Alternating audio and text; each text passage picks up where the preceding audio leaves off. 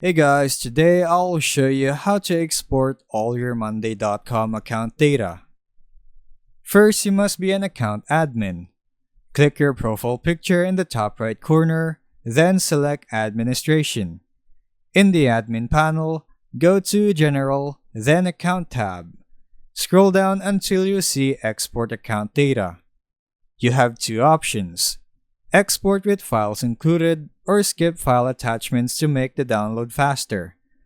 Tick or untick the Exclude Files checkbox, then click Export. Once you start the export, Monday.com will generate a zip file containing all your boards, including private and shareable ones, and attach files except archive boards and work docs. You'll receive an email when the export is ready. The download link in the email stays valid for 24 hours, so be sure to save it promptly.